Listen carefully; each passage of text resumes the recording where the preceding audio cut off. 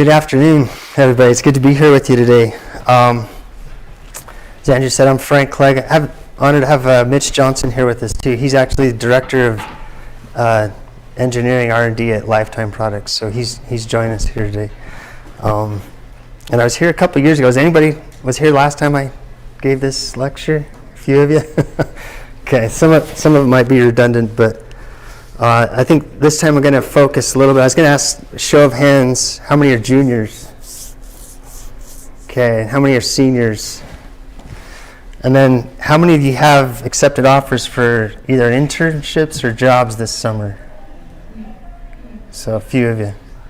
Okay, so my goal here today is to try and to share some knowledge of how to help you land a job or things you can do to help increase that opportunity for you.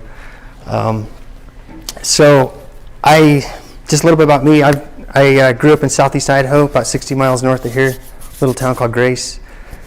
Logan was the big metropolis that we came to go to McDonald's and the dentist and stuff. So I was originally studying engineering. I was second year down at BYU.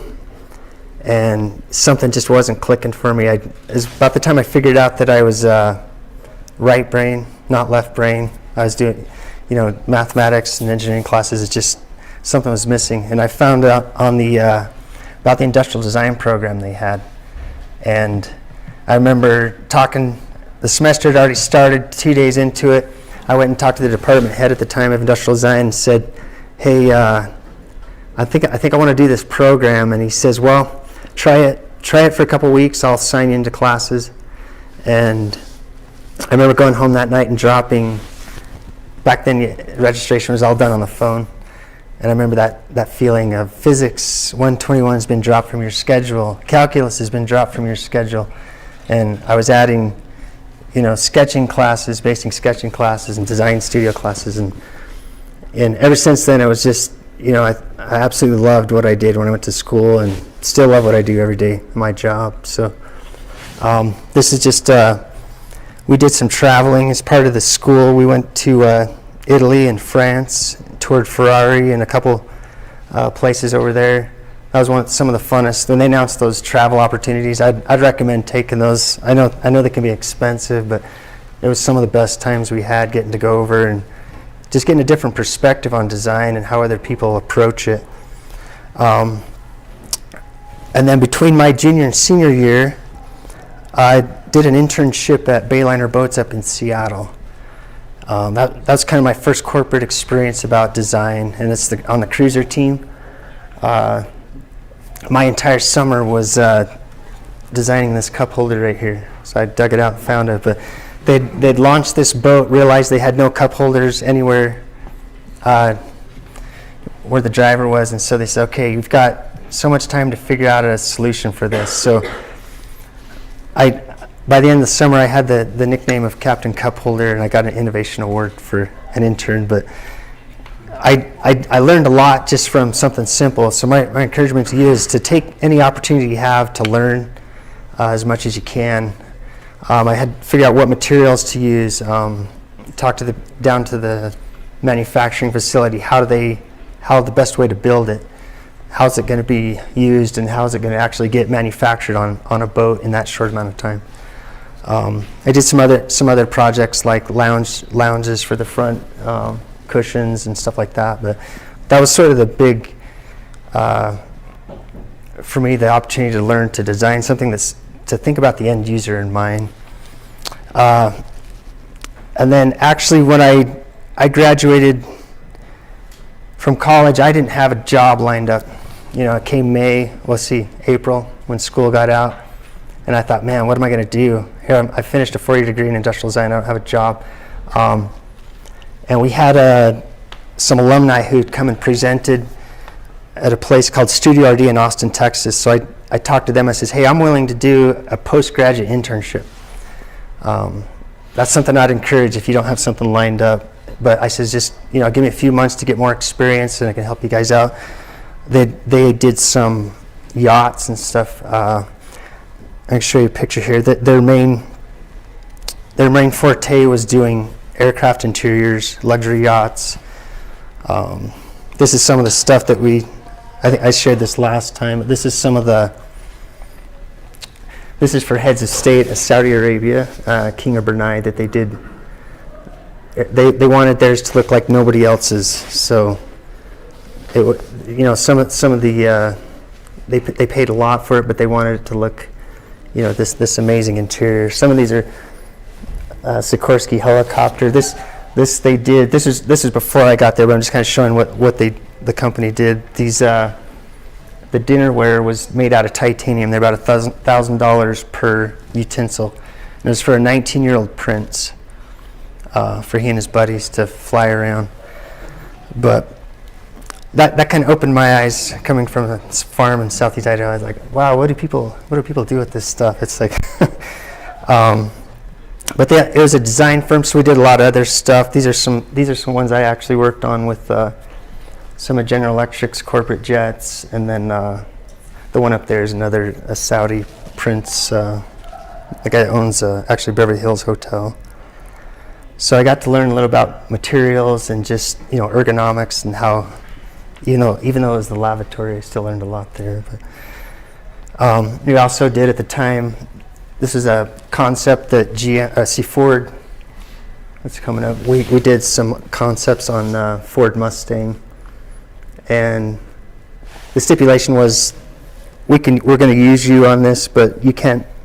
We may use some of your design, but we're not going to give you any credit for it. They just kind of hired us as an extra set of design eyes on these projects. And then this is actually a yacht that they were working on at the time for another Saudi prince. But the fun project came along when GM contacted us. This is when Hummer just was launched. Actually, I don't know if any of you know Clegg. That he's been here a couple times with Under Armour. He was at GM, and we did a sponsored project when I was at BYU with Hummer. And then about a year later, at this firm, they contracted us to do. Basically, it's the end of the world, apocalypse. What products could we sell with Hummers that people could use? So it's kind of an outdoor, but this is a mountain bike that I worked on. We just did a bunch of concepts and sent them up to GM, and then power washers and hygiene kits, and so it was fun because they said, "Sky's the limit. You tell us what you think we should produce." So, and I worked a few other places. I actually worked here at Icon Health and Fitness. Mitch and I both spent time there doing fitness equipment. And then from there, I worked for a company called Code Corporation down in Draper, Utah. This was kind of a big step for me in design. I did a lot of conceptual. I think some of you doing Rhino and some surfacing programs. So I had that background. I could make stuff look cool. When I got to this place, the company split off. The sister company had all the engineering and took it with them. And so I had the opportunity to learn, okay, I got to design this part so that it can be injection molded. It's got to fit a circuit board. So I got to really look at the whole process, and I think that was probably the best thing that ever, at the time I was kind of nervous about it, but it was the best thing that ever happened, is designing with the whole product in mind. So these are just some, if you ever go to the DMV here in Utah, a couple of these scanners, you'll see them. I always take a picture when I go there to get my driver's license. But and then one of them, when we had one of our kids was born, one of the scanners, I'd spent a lot of time on it. We're having a baby and the baby's born. I'm like, oh, honey, that's my scanner. I want to get a picture with the baby and the scanner, because it's kind of like, she did not appreciate that. But anyway, some of the stuff I learned, this little box down here is called a modem. So that's a Bluetooth scanner. If you're in the hospital, they scan your wristband, they ask you your name. It's to kind of make it more safe for patients. But this lets the scanner talk to the computer if the computer's far away. This is one where we talk to nurses to try and figure out, okay, they're having a hard time mounting it to stuff. They had a hard time seeing if it was on from across the room. So we did a larger LED on it. The first ones they sold was just a little box, and it had one little red LED on it. And I think in the first month that we launched that, we sold more than they had in an entire year. So for me, that really hit home, how design can help a product be successful when it's actually fulfilling a purpose. So that's kind of my background. I share a little. I've been with Lifetime now about 9 years. These are some of the programs that we use. Keyshot. We use Creo, which used to be Pro-E, made by Parametric Technology, and Sketchbook Pro. We've got the Cintiq. This is Alex. He does our water sports design. So these three programs together are pretty powerful for getting.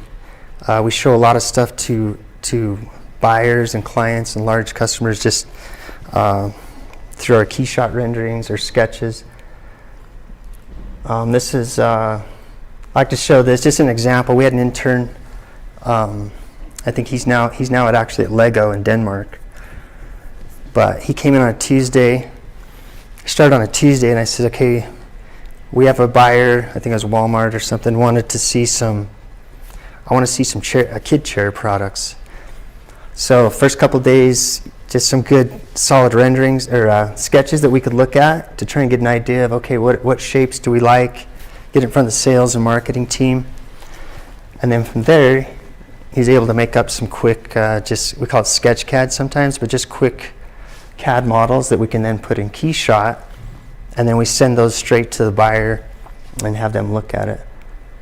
So that's not typical. Usually we have a little more time than 3 or 4 days, but just being able to have that design sense of, okay, am I comfortable, am I confident that I can sketch out some concepts that people here in this corporation can understand, and then can I generate that? So I'm going to talk a little more about that at the end, kind of about you as designers. But I kind of go through Lifetime here real quick. Some of you probably know this story, heard this last time. Barry Maurer, he founded Lifetime Products down in Clearfield, originally in Ogden. But he was an engineer at Hill Air Force Base, and on the side he started making these basketball hoops in his backyard. These are actual photos from his yard. And he tells about how he's cutting with the hacksaw and how long it took, and so he finally sold a couple to get enough money to buy an actual, I don't know what kind of saws they'd be, but an automated saw that he could cut through these to make them faster. And then he started, he had them in his house, and he was outgrowing that, so he moved to this. Down on the left was kind of a house/store. And it's amazing. This is the American dream right here. So they come out with this basketball hoop that adjusts with a pole. I bet some of you probably have one, or your neighbors, or your parents or something, but that's the thing that kind of launched this company to where they could start doing a lot of other products, to where now, if you've been down the Freeport Center, and they're fairly big buildings. I think we're about 44 of those buildings, about 3,000 to 4,000 employees worldwide that run Lifetime now. So it's just kind of an outline of the products. I mean, we started basketball. 2015, we got in kind of the outdoor, the kayaks, chairs, tables. I'm sure you've seen a lot of these products around, but. And then these are all the places worldwide that we sell. We have a manufacturing facility in Xiamen, China. We just recently built in,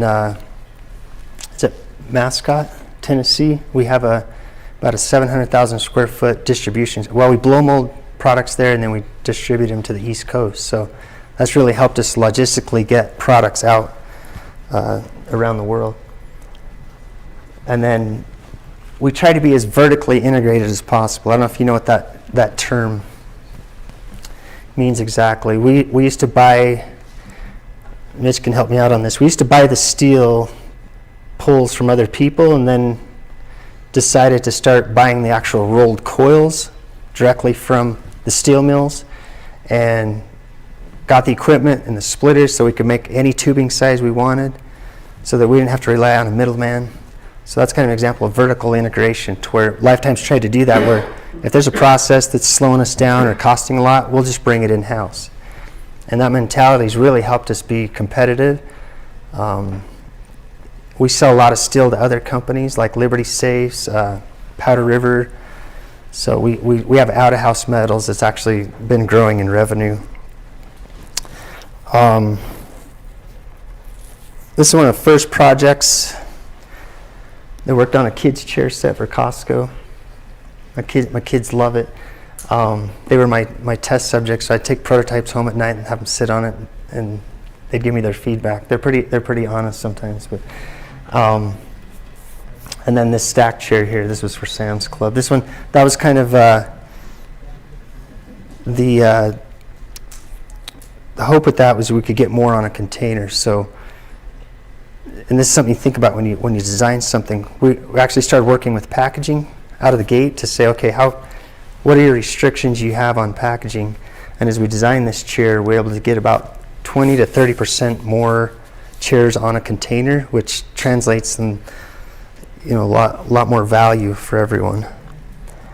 And then this is a kayak called Stealth Pro that had an opportunity to do the design. So this is where you take, it's wide open. We have a kayak. This one's rotomolded. Most of our stuff is blow molded.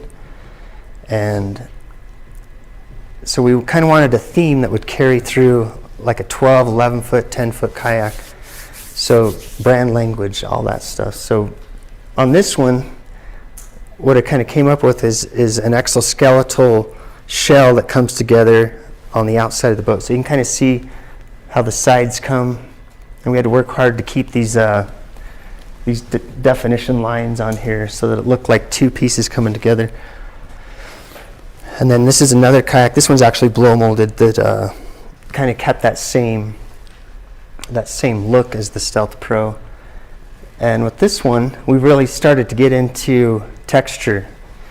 It's really been successful. For a while, we didn't do it because it's complicated. But we have a place in Pennsylvania that we ship our molds out to. They actually do this with a laser to get it very accurate. This is a fish scale, and with that, what we call the fusion, where you got the two plastics, you got a black and a blue plastic morphing over each other. It creates this really cool. It almost looks like a real fish scale skin on it. This is an example of, for years and years we did black handles, black bungees. That's just that's all we have available. And then finally we were able to start branching out into colored accessories, and it really made a big difference on the look of the boat, just making it more attractive, I think. But this one, these have the frame seat on them. So there's a lot of research that went into the aluminum and the sewing, the pattern, where the stitching falls to make it comfortable. And then also thinking about, okay, when they assemble this, how are they going to get it slid on there? Because they've got a certain amount of time to get this assembled and put on a kayak. But this is by far our most comfortable. You can sit on this for 3 or 4 hours and just, it's like hanging out in your backyard on a lawn chair. And then we recently reintroduced this inflatable paddleboard. This is Alex Good. He's our water sports designer, did this pattern for us. We want a little bit simpler EVA pad pattern, so that the other one we had a lot of just breakups on it. So, and this one, the technology, we don't manufacture it. We get it from someone else, but you can almost drive a car on it because of this patented structure they have on the inside. But so we've started to kind of get into other categories that we feel would be, where we see a need for. Not everyone can store a paddle, especially not students. Store a paddleboard in their apartment, but this one's great for that. How many of you seen these coolers out anywhere in the wild stores? This is an example of, cooler market is commoditized, it's saturated. We had an account come to us that is having a hard time keeping our supply coming from across the ocean. And so we developed this 55 quart, the gray one up here.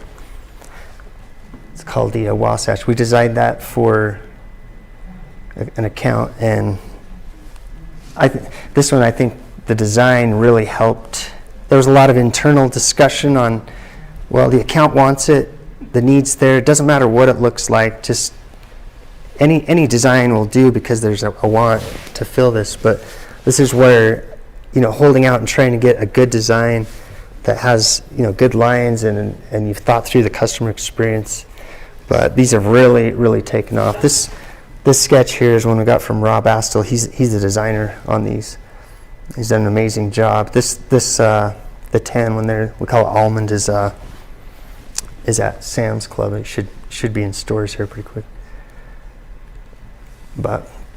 And there's a video I was going to queue up. If you go to YouTube and type in Lifetime Cooler Bears, we got several videos. These are all bear certified. So there's actually a place up by West Yellowstone. It has to go 90 minutes of continuous activity with the grizzly bear. Trying to get in, they put peanut butter and all these things that bears like.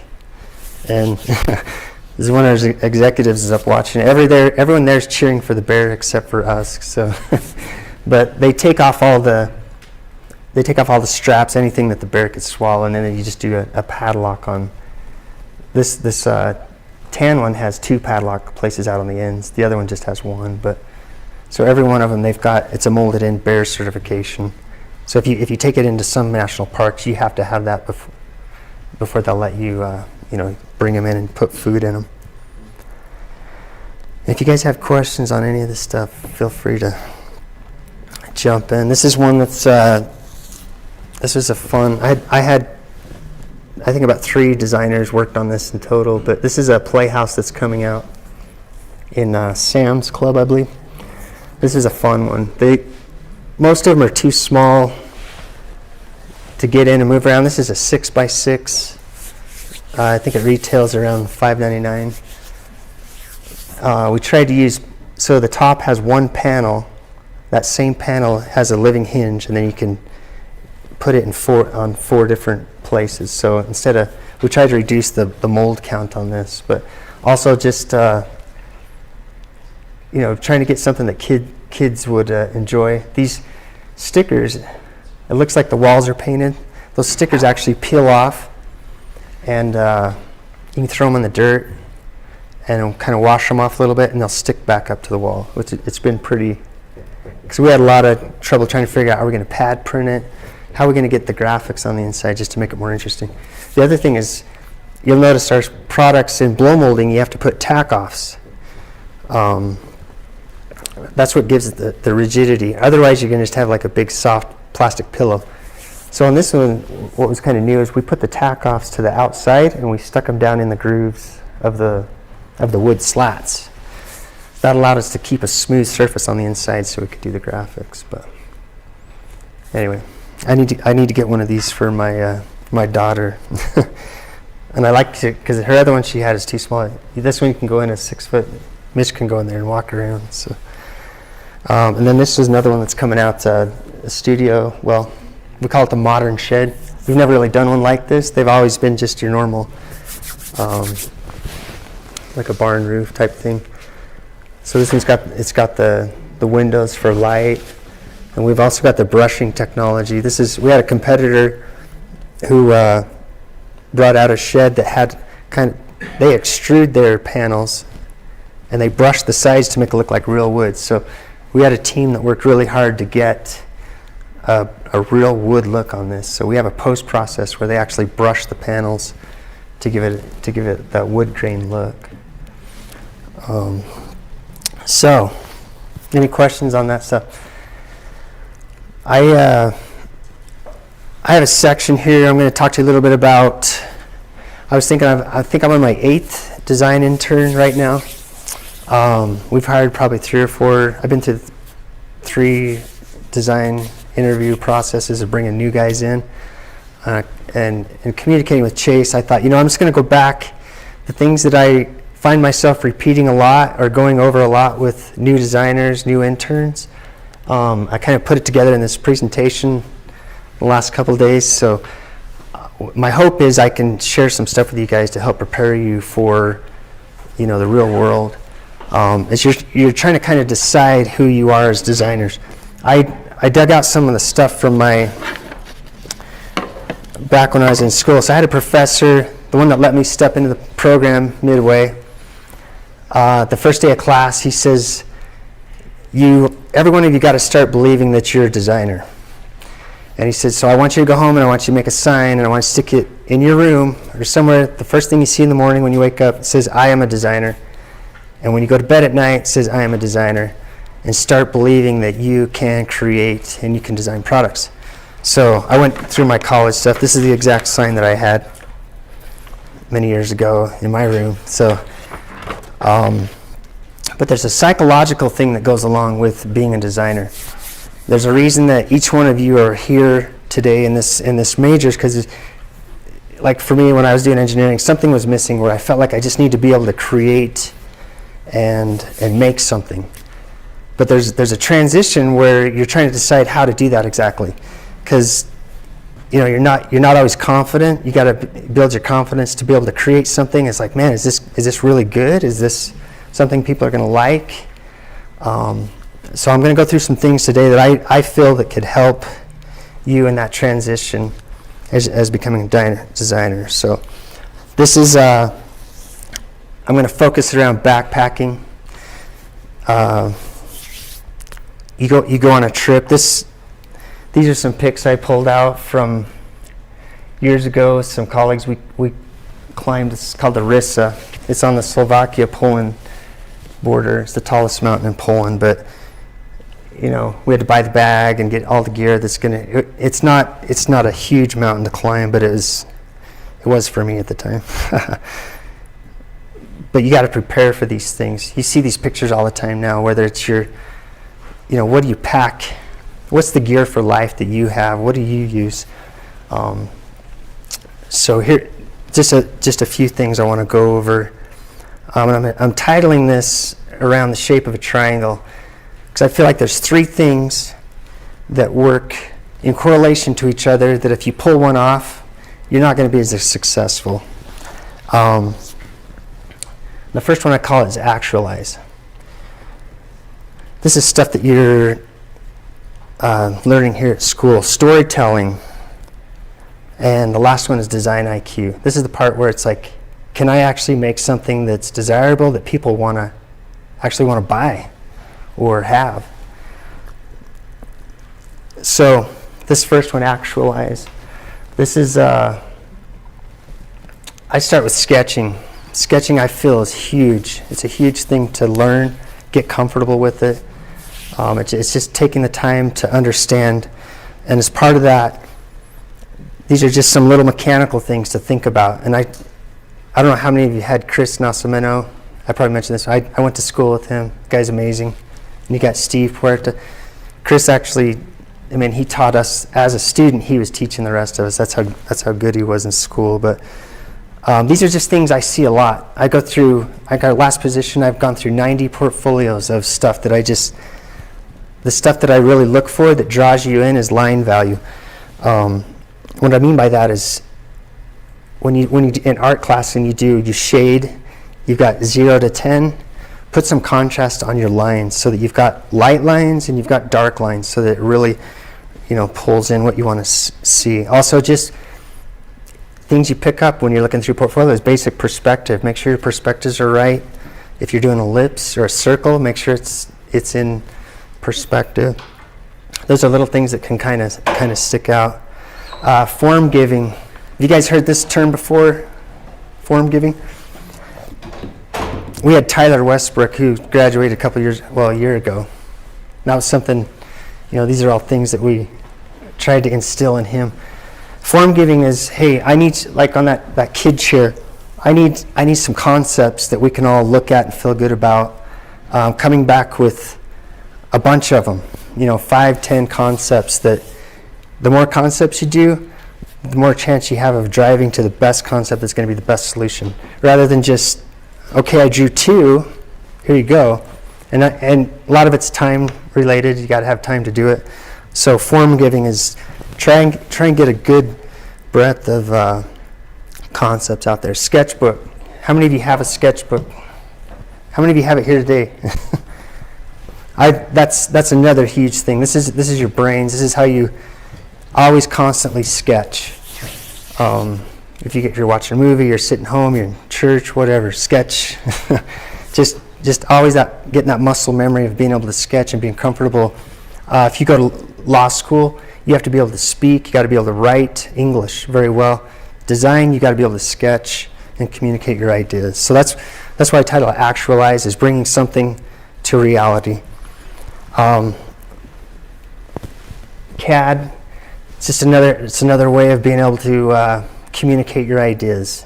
I know you guys have heard that many times. A guy can't communicate or can't communicate his ideas is the same as a guy that has no ideas at all.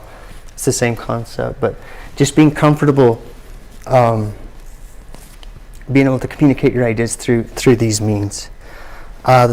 Storytelling. You can be a great sketcher, but if you can't tell a good story, or you don't have like any story, there's good conflict, there's empathy, there's struggle, and there's triumph at the end.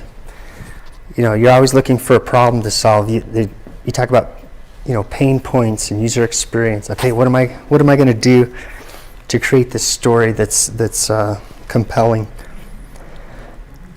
I go down to BYU for portfolio reviews, and one of the things I always say is, if you're taking an ad out in the New York Times, it's $150,000. How would you're going to make darn sure that what's on that page, you're spending that kind of money, there's a message that you're sharing with people is exactly what you want them to know right up front. That goes along with visual hierarchy. This is huge. When you sketch a page, whether it's just in a sketchbook or it's your portfolio, there's a book called Don't Make Me Think. It's about UX design. I would echo that. What do you want me to focus on first, or what do you want anybody that's looking at your stuff? I have this sketch up here in the top. This is one I just pulled off the web. It's not mine. Sometimes I'll just go through Pinterest or Instagram looking at sketches and pick out ones that, okay, this has got it put together. It's got a good first read, and then you got your second, third read.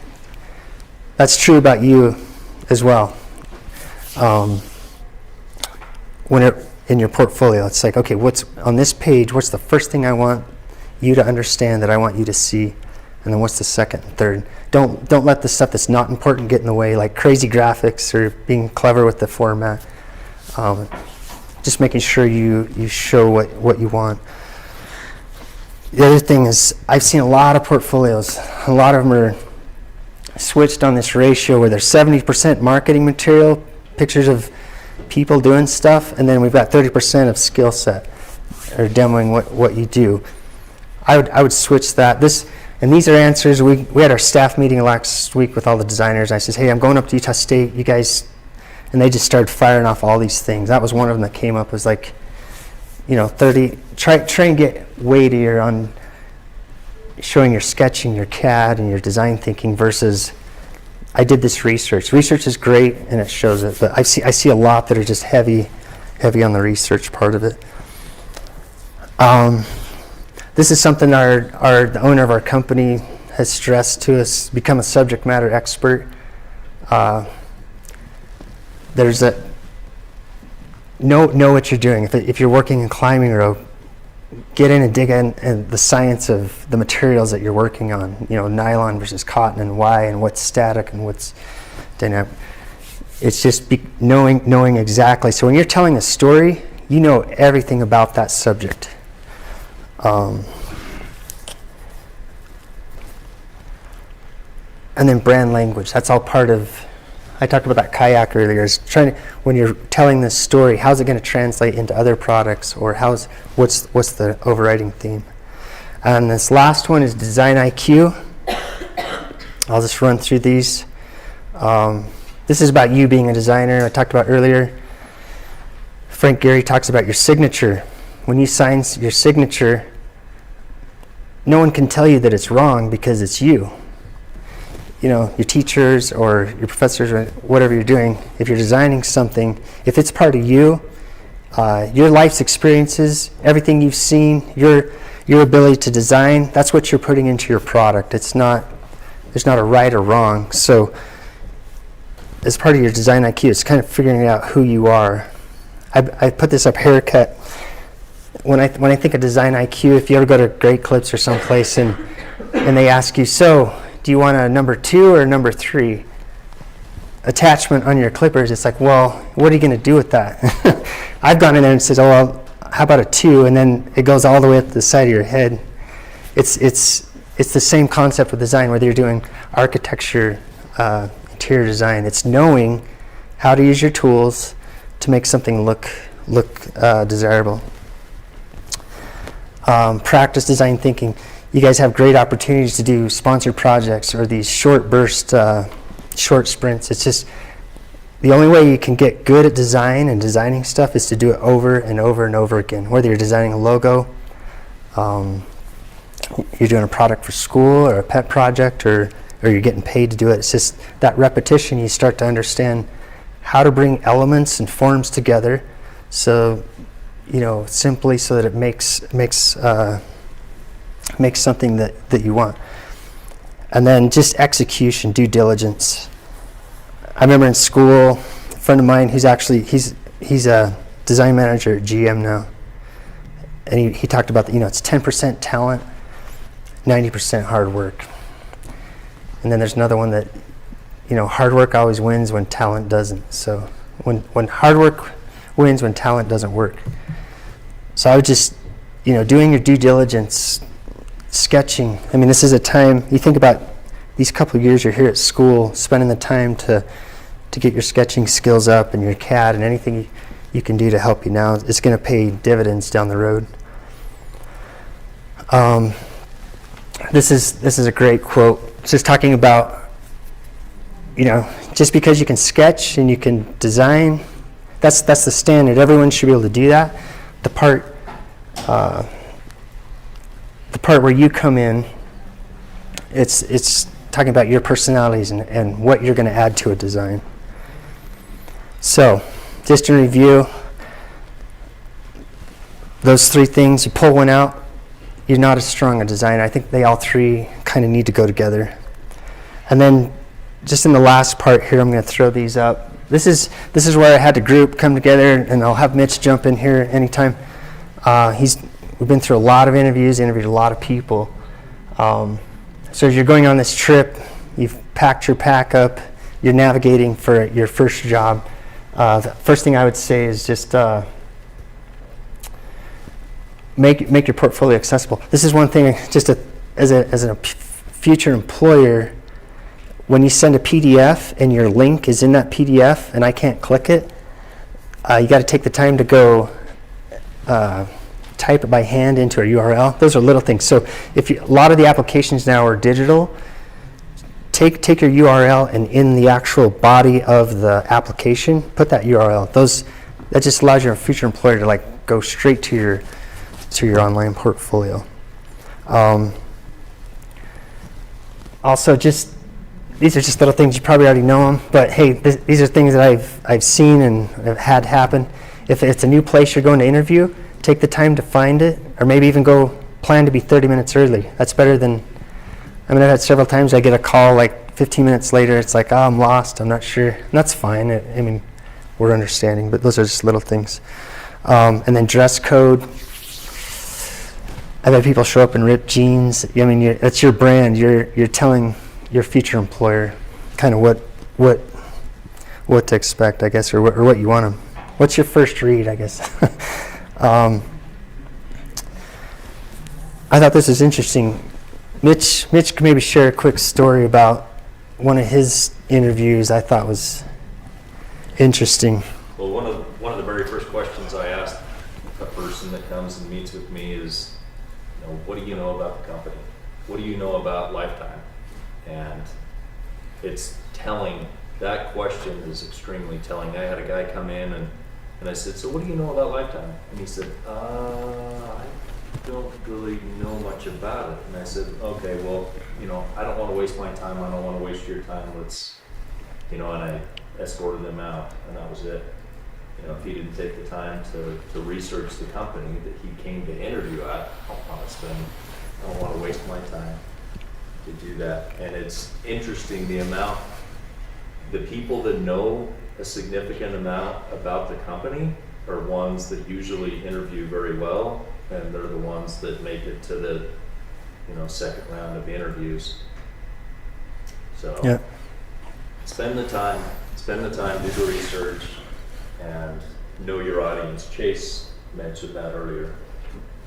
Know your audience. Going along that, I think one of our designers brought up the fact that research the need that you're fulfilling with that company.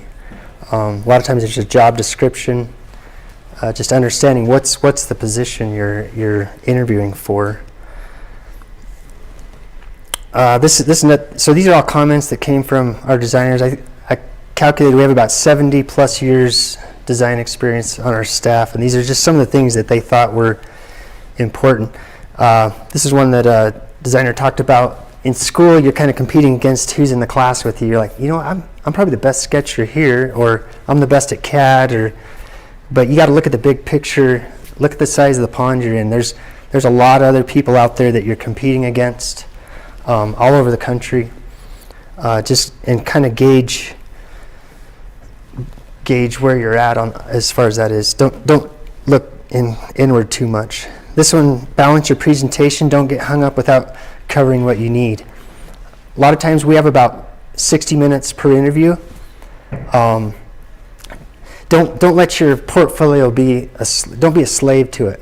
If you have something you're passionate about, something you're really excited about, start off on that one. One of the designers talked about he changes his portfolio for every company he's interviewing with. He changes it specifically for them because he looks at what it is he's trying to accomplish. So we've had interviews that the 60 minutes goes by and we're still on, I'm on this page and I got to do this page next and this page. So don't get hung up on that. Get to the stuff you're passionate about, your best stuff. I've been in interviews where I've gone through the whole thing and I thought, they're pretty good. And then, by the way, I've got these things, and they'll bring out stuff that's like, amazing sketching and CAD models. It's like, you should have brought this up at the start.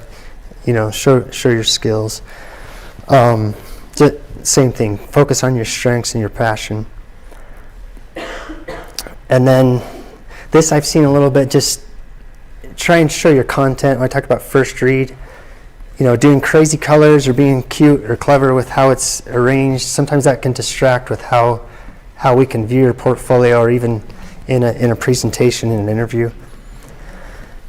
These are just some things I like to hear. What are challenges that you've faced with your projects? Things that, this was a lot harder than I expected, but this is how I overcame it. And then always have questions prepared. This goes along with what Mitch is saying. Prepare in reviewing the company you're interviewing with. If you have questions, it's a two-way interview. One of the questions I like is, what are your design challenges as a company, or what are some things that you would like to do, or where would you like to be with design? I think that just shows that, hey, you're thinking about our needs too. We're not just it's not a one-way street. Last one is just believe in yourself. And you guys are amazing. You think about how much time you spent here in the labs and in your school and all the hard work you've put into, and it culminates in these next few months when you're landing a job or an internship. It's, be proud of yourself and your accomplishments, and believe in yourself. Smile.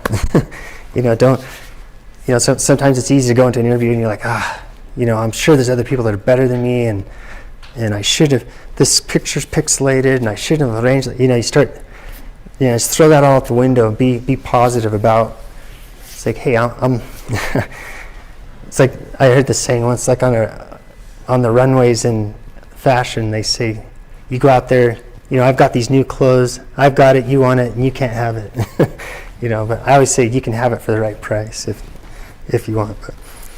But just sell yourself. In the interview setting, you've got so much, go in there just with a ton of confidence, knowing that you have something to offer, and sell yourself. There's a time to be reserved, and that isn't it. Get in there and just tell them what you can do and what you have to offer. And if you come in like that, your chances are a lot better. Yeah. So I'll wrap up. If anybody has Any questions? Time for a quick question or two? If not, I know we got some classes starting here soon, but you can always come up and ask questions too. Yeah, appreciate you guys having us up. It's a good. All right, It's let's give nice them to a share. hand.